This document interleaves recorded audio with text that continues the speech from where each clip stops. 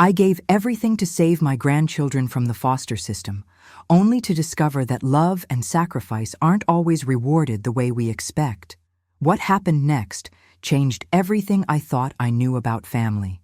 Hit that like button and subscribe, because you won't believe how this story unfolds. My name is Margaret, and at 72 years old, I never imagined I'd be sitting in the common room of Sunset Manor, watching strangers play bingo while my own grandchildren live their lives as if I never existed. But let me start from the beginning, because this story isn't just about abandonment. It's about the choices we make when love demands everything we have. It was a Tuesday in March when the phone call came. I remember because I was making my famous apple pie for the church bake sale, the same recipe I'd used for 40 years. The kitchen smelled like cinnamon and home when Detective Rodriguez delivered the news that would change everything. "Mrs. Thompson, I'm calling about your daughter Linda and her husband Mark. There's been an accident." The words hit me like a physical blow. A drunk driver had taken both my daughter and son-in-law in an instant, leaving behind 3 children: Emma, 12, Jake, 8, and little Sophie, just 4 years old. In that moment, standing in my kitchen with flour on my hands and tears streaming down my face, I knew my quiet retirement was over. I was 67 then, living comfortably on my late husband Robert's pension and Social Security. We'd saved diligently throughout our marriage, working double shifts at the post office and the local elementary school where I'd taught 3rd grade for 30 years. We'd scrimped and saved, turning down vacations and luxuries, building a nest egg of $120,000.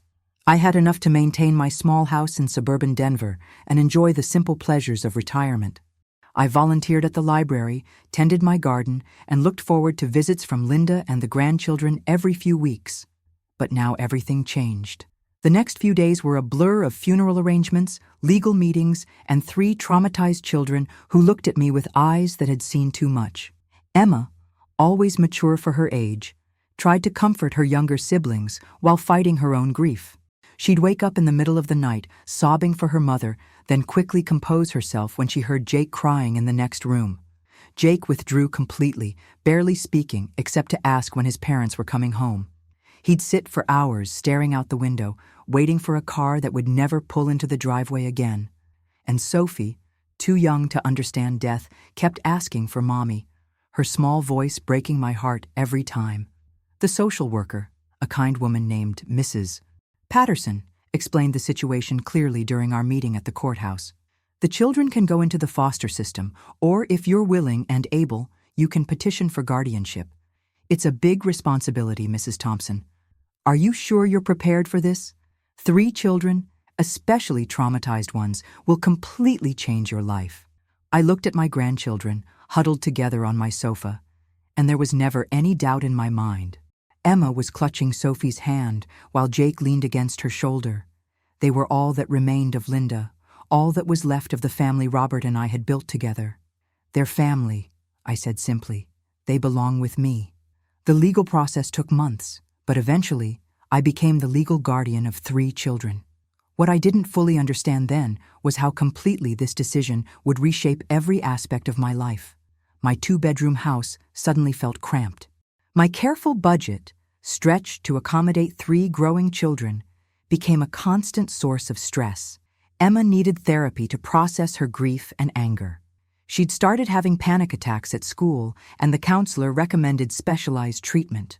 Jake required tutoring to catch up academically after months of struggling to focus.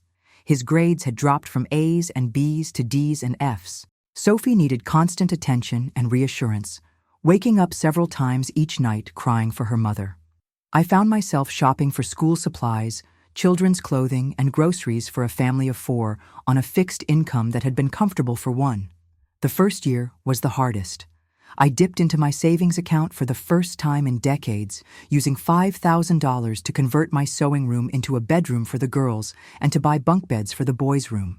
Another $3,000 went to Emma's therapy sessions, which insurance only partially covered. I told myself it was temporary, that I'd figure out how to manage better. But children don't get less expensive as they grow. They get more expensive. By Christmas of that first year, I'd spent nearly $15,000. Christmas presents, winter clothes, medical bills, and the endless stream of school expenses had depleted my checking account.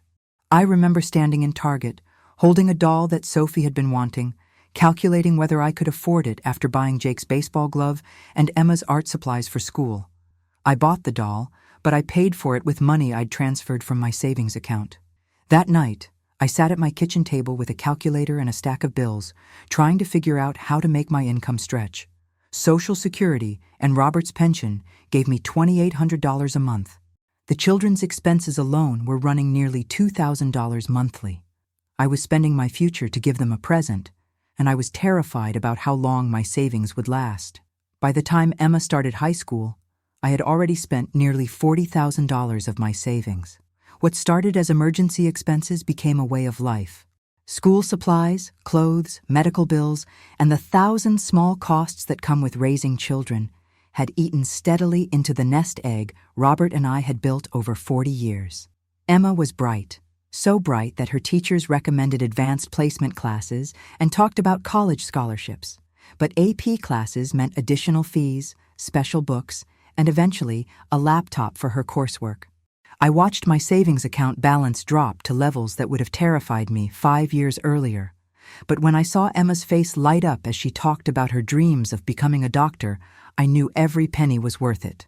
"Grandma, Mrs. Peterson says I could get into really good colleges if I keep my grades up," Emma told me one evening, her eyes shining with possibility. "She says I could even get scholarships." I smiled and hugged her, not mentioning that I'd already spent $300 that week on her AP chemistry textbook and lab fees. "You study hard, sweetheart. We'll figure out the rest." Jake discovered baseball in middle school, and for the first time since his parents' death, he seemed genuinely happy.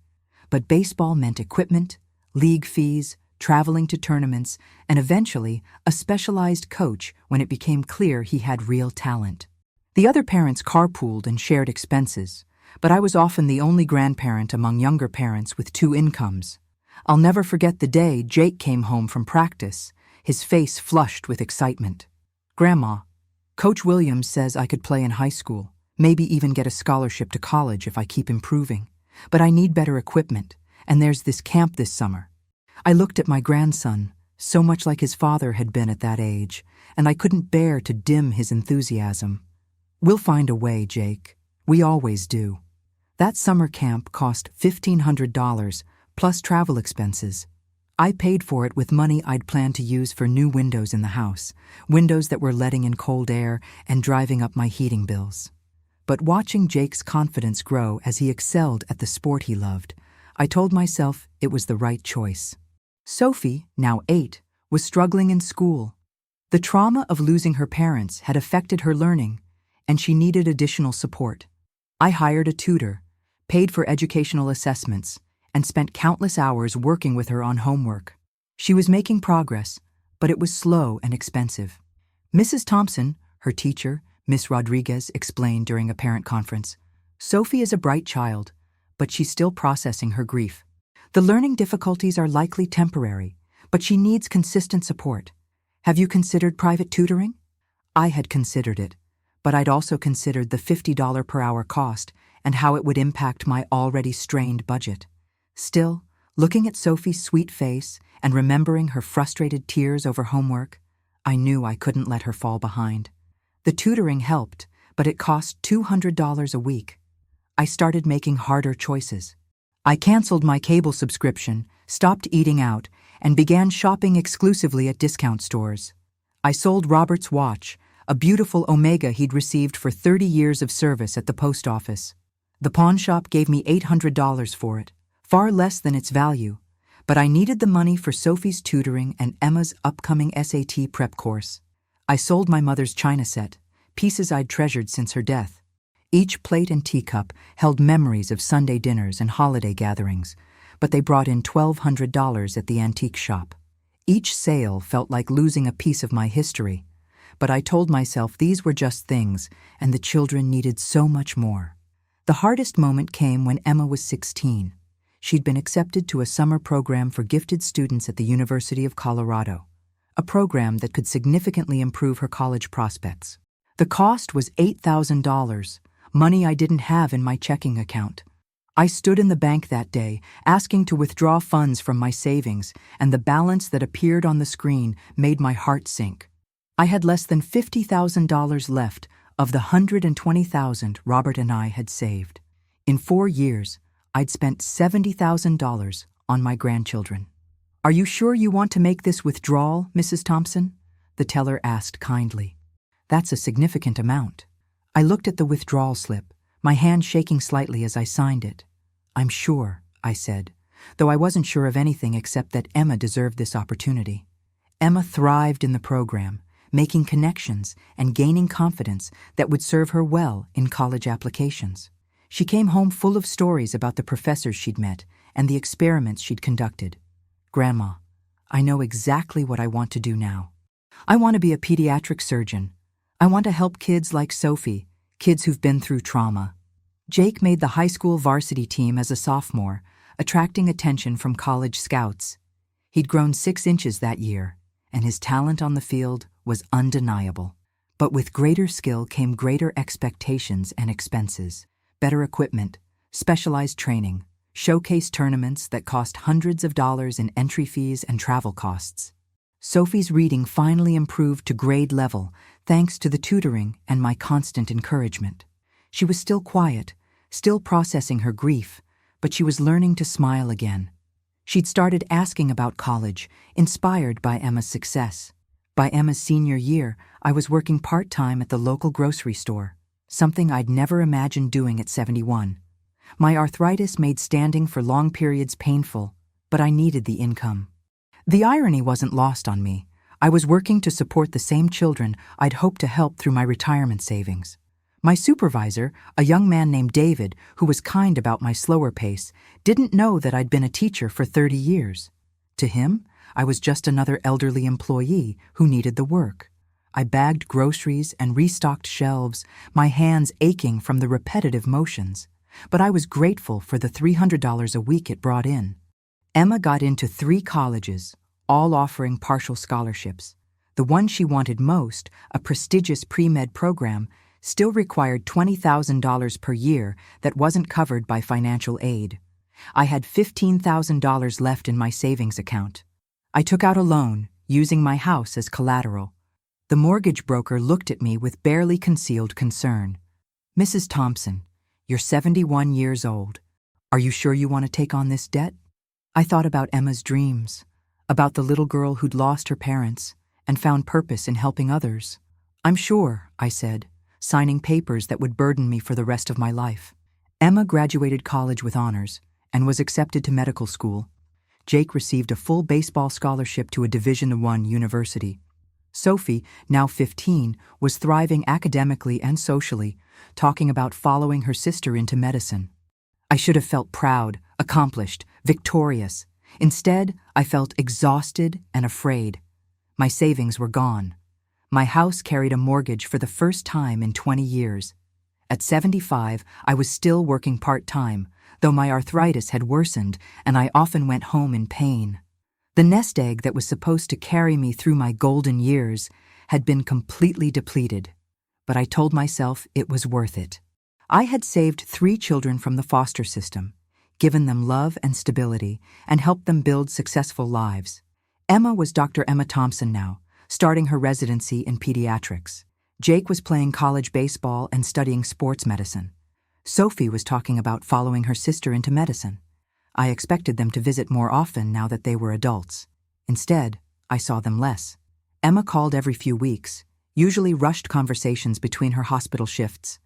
"Hi, Grandma, just checking in. How are you doing?" "I'm fine, sweetheart," I'd say, not mentioning that I'd had to choose between my arthritis medication and groceries that week. "How's your residency going?" "It's intense, but I love it. I'm helping kids, just like I always wanted. Listen, I have to run, but I'll call you soon, okay?" She'd hang up before I could tell her about the letter I'd received from the mortgage company, or how lonely the house felt without children's voices, or how proud I was of everything she'd accomplished. She never offered to help, and I was too proud to ask directly. Jake came home for holidays, but spent most of his time with friends from high school. He'd give me a hug, thank me for everything, and then disappear for hours. When I suggested he might help with some repairs around the house, The gutters were falling apart, and the front steps were becoming dangerous. He'd remind me about his training schedule and promise to help next time. I wish I could help, Grandma, but Coach has us on this crazy schedule. Maybe next visit? He'd say it with such sincerity that I almost believed him. But next visit never came with any more time or availability. Sophie, now in college on a partial scholarship I'd helped fund with my final savings, called when she needed money. A textbook here, a spring break trip there, emergency expenses that always seemed to arise just when I'd managed to save a few $100s. Grandma, I'm so sorry to ask, but I need $500 for books this semester. The financial aid office messed up my paperwork, and I have to pay out of pocket until they fix it. I couldn't say no to her, even though each request meant choosing between groceries and my arthritis medication. I'd go to the bank, withdraw money from my checking account, and transfer it to her, telling myself it was temporary, that she'd pay me back once she graduated. The loneliness was the worst part. I'd spent 8 years with my house full of children's voices, school projects spread across the kitchen table, and the constant, exhausting, wonderful chaos of family life. Now the house felt cavernous and silent. I'd raised these children, sacrificed everything for them, and somehow I'd ended up more alone than I'd ever been. I started talking to myself, just to hear a voice in the empty rooms. I'd comment on the news, discuss my grocery list, even argue with the television. My neighbor, Mrs. Chen, noticed and started inviting me over for coffee, but I was embarrassed by how desperate I must have seemed. The bills kept coming. The mortgage payment, the utilities, the property taxes on a house that was slowly falling apart around me. I couldn't afford repairs, couldn't afford help, couldn't afford to keep living in the house I'd called home for 30 years. When I turned 78, I had a mild heart attack. I was in my garden, trying to pull weeds despite the pain in my chest, when the crushing sensation became unbearable. I managed to call 911, but as I lay on the ambulance stretcher, I realized I didn't know who to call as an emergency contact. Emma was in the middle of a critical rotation and couldn't leave the hospital. Grandma, I'm so sorry, but I'm in the middle of a procedure. I'll try to get there as soon as I can. She never made it. Jake was at a championship game he'd been working toward all season. Grandma, I'm so sorry, but this is the game that could get me drafted. I'll come see you as soon as the season's over. He never came. Sophie was studying for final exams. Grandma, I'm worried about you, but I can't leave school right now. I'm sure you understand. I understood that I'd spend 3 days in the hospital alone, visited only by my neighbor, Mrs. Chen, and my pastor. I understood that the children I'd raised, the ones I'd sacrificed everything for, had priorities that didn't include me. That's when I knew I couldn't live independently much longer. My health was failing, my finances were exhausted, and the house was becoming too much to maintain. I needed help, but I was too proud to burden my grandchildren with my problems after everything they'd accomplished. I began researching assisted living facilities, comparing costs and amenities with the methodical approach I'd once used to plan lessons for my third-grade students. I was looking for somewhere I could afford, somewhere I could live with dignity, somewhere I wouldn't be a burden to anyone. Sunset Manor wasn't the worst place I could have chosen, but it wasn't home. The staff was kind, the food was adequate, and my small room was clean and safe. What I hadn't expected was the crushing realization that I would probably spend my remaining years here, forgotten by the children I'd sacrificed everything to raise. The transition was harder than I'd anticipated.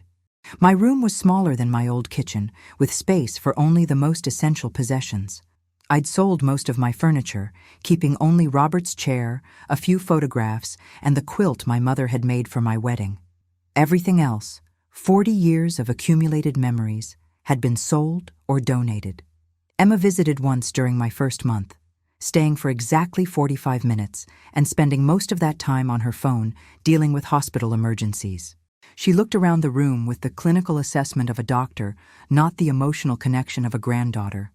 "This looks really nice, Grandma," she said, though I caught her wrinkling her nose at the institutional smell of disinfectant and overcooked vegetables. "You'll make friends in no time." She didn't ask how I was affording it, and I didn't tell her I was using the money from selling my house, the last of my assets. The house that Robert and I had bought as newlyweds, where we'd raised Linda, where I'd brought her children home after the accident. It had sold for enough to pay off the mortgage and leave me with sufficient funds for about 3 years at Sunset Manor. After that, I'd be dependent on Medicaid and whatever charity care the facility provided. Jake sent a card and promised to visit soon. The card showed a baseball player sliding into home plate, and inside he'd written, "Thanks for everything, Grandma. I'll come see you soon. Love, Jake." That was 6 months ago. Sophie called regularly at first, but the calls became shorter and less frequent. She was busy with her internship, her new boyfriend, her plans for graduate school. I was proud of her success, but I couldn't shake the feeling that I'd become an obligation rather than a grandmother. "How are you doing, Grandma?" she'd ask. But before I could answer, she'd launch into stories about her classes, her friends, her exciting life. I'd listen, offering encouragement and advice, but I rarely got to share anything about my own days. The other residents at Sunset Manor had similar stories. Mrs. Rodriguez had sold her jewelry to help her son through law school. Now he was too busy with his practice to visit. Mr. Williams had used his life insurance payout to start his daughter's business. She sent a Christmas card each year. Mrs. Patterson had raised her grandson after her daughter died of cancer. He lived 10 miles away but hadn't visited in 2 years. We were a community of forgotten givers, surrounded by the evidence of our children's success and our own diminished circumstances. We played bingo and watched game shows, attended craft classes and religious services, but mostly we sat in our rooms, wondering how love and sacrifice had led to such profound loneliness. I tried not to be bitter. I reminded myself that I'd made the choice to raise my grandchildren, that no one had forced me to spend my savings on their futures. But late at night, lying in my narrow bed and listening to the sounds of the facility around me, the soft beeping of medical equipment, the shuffle of night shift workers, the occasional cry of a resident having a nightmare, I wondered if I'd made a terrible mistake. The breakthrough came on a Tuesday, exactly 8 years after that first phone call that changed everything. I was sitting in the common room, watching the news, when a story came on about successful young professionals giving back to their communities. One of the featured doctors was Emma. She looked beautiful and confident, talking about her work with underprivileged children and her plans to open a free clinic. She wore a crisp white coat and spoke with the authority of someone who'd never doubted her place in the world. The reporter asked about her inspiration, and Emma talked about growing up in a loving home, about the importance of family support, about having a strong foundation that allowed her to pursue her dreams. "I was fortunate to have stability during a difficult time in my life," she said, her voice steady and professional. "That support made all the difference in my ability to focus on my education and pursue my goals." She never mentioned me. Not once in the 5-minute segment did she mention the grandmother who'd raised her, who'd spent her life savings to give her opportunities, who'd sacrificed her own security to ensure Emma had everything she needed to succeed. I was erased from the story of her success, invisible in the narrative of her achievement. The other residents in the common room didn't notice my tears. They were used to seeing each other cry, over forgotten birthdays, missed calls, the daily reminders that we'd outlived our usefulness to the people we'd loved most. That night, I made a decision I should have made years earlier. I wrote letters to each of my grandchildren. Not angry letters, but honest ones. I told them about my financial situation, about my loneliness, about the sacrifices I'd made gladly, but the abandonment I couldn't accept. I explained that I wasn't asking for money or guilt, but for acknowledgement, for inclusion in the lives I'd helped build. I wrote about the sleepless nights I'd spent comforting them after their parents died, about the second mortgage I'd taken to pay for Emma's college, about the arthritis that flared up from years of working past retirement age to support them. I wrote about the pride I felt in their accomplishments and the pain I felt in their absence. "I don't regret the choices I made," I wrote to Emma, "but I need you to understand what those choices cost me, and I need you to acknowledge that your success was built on my sacrifice. I'm not asking you to pay me back financially, but I am asking you to pay me back emotionally. I need you to be part of my life, not just when it's convenient for you." Emma's response came first, a brief phone call explaining that she was really busy, but would try to do better about staying in touch. She sounded defensive, almost annoyed that I'd made her feel guilty about her success. I appreciate everything you did for us, Grandma, but I can't change my schedule. I'm saving lives. Surely you understand that's important. Jake sent a text message thanking me for the letter and promising to visit soon. The text was sent at 2:47 a.m., probably